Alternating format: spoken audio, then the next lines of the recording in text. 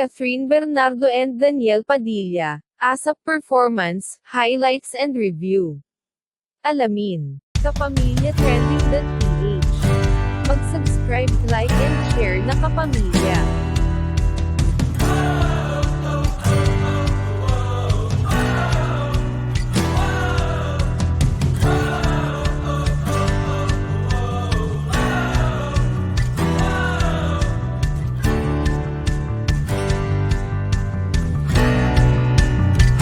Catherine Bernardo and Daniel Padilla, muling pinakilig ang lahat ng Kathniel fans sa ASAP.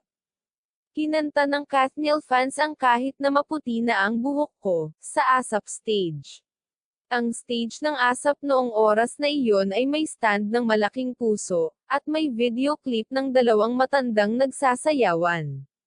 Kaya naman ay talagang nakakakilig ang naganap na pagkanta nina Catherine Bernardo at Daniel Padilla ng kantang Kahit Maputi na ang Buhok Ko. Habang inaawit ni Daniel at Catherine ang awiting ito ay makikita ang spark sa kanilang mga mata, halatang in love sina Catherine Bernardo at Daniel Padilla. Ang kantang Kahit Maputi na ang Buhok Ko ay awiting naglalarawan sa dalawang taong nagmamahalan, dalawang taong nagsumpaan na magmamahalan hanggang sa kanilang pagtanda. Bagay na bagay kina Catherine Bernardo at Daniel Padilla ang awiting ito. Lalo na at alam ng lahat na ang love team na Kathniel ay di lang pang telebisyon bagkos ay pang totoong buhay rin. Sa pag-awit ni Catherine Bernardo sa ASAP, ay may magandang boses rin palang itinatago ang phenomenal box office queen na si Catherine Bernardo.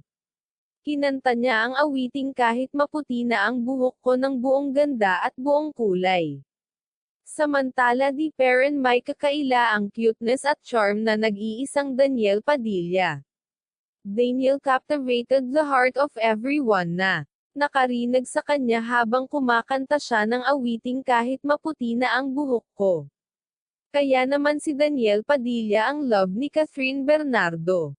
Ang pagkanta ni Daniel Padilla ng awiting Kahit Maputi na ang Buhok Ko, sa ASAP stage ay flawless at nakakakilig. Habang umaawit sina Catherine at Daniel ay magkalayo sila ay napapagitnaan ng malaking heart stand. Magkalayo ang dalawang superstar dahil na rin sa social distancing na kailangang pairalin dahil sa naganap na pandemya sa bansa.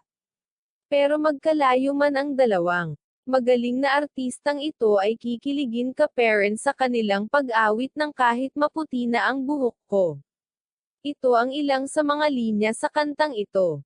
Pagdating ng araw, ang iyong buhok ay puputi na rin. Sabay tayong mangangarap ng nakaraan sa teen. Ang nakalipas ay ibabalik natin. Ipapaalala ko sa'yo ang aking pangako na ang pag-ibig ko'y laging sa'yo. Kahit maputi na ang buhok ko. O di ba nakakakilig, bagay na bagay ang awiting ito sa real-life couple na sina Catherine Bernardo at Daniel Padilla. Ang awiting, Kahit Maputi na ang Buhok Ko ay inawit nina Catherine Bernardo at Daniel ng totoong may puso at nakaka-inlove.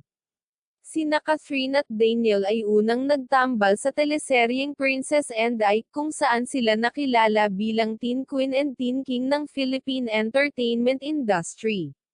Ang huling teleseryeng pinagsamahan ng dalawa ay ang fantaseryeng Lalo na Sangre, na nasubak ang dalawa sa mga action scene.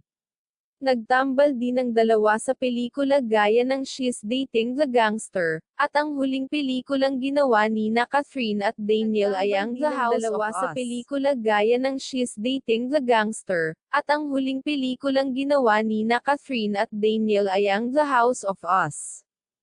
Sa pelikulang ito kinilala si Catherine Bernardo at Daniel Padilla, bilang phenomenal box office star dahil sa kinita ng pelikulang ito na umabot ng higit sa 600 million pesos. At ito ngang October ay balik tambalan ang dalawa sa inaabangang The House Arrest of Us. Sina Catherine Bernardo at Daniel Padilla ay nananatiling kapamilya. Hello mga kaasap, ano ang reaksyon mo sa video na ito? Comment na iyan, mga kaasap sa comment section. Hello mga kaasap, sana ay naibigan ninyo ang video na ito. Please consider subscribing and click the bell icons for more videos and updates. Thank you. Catherine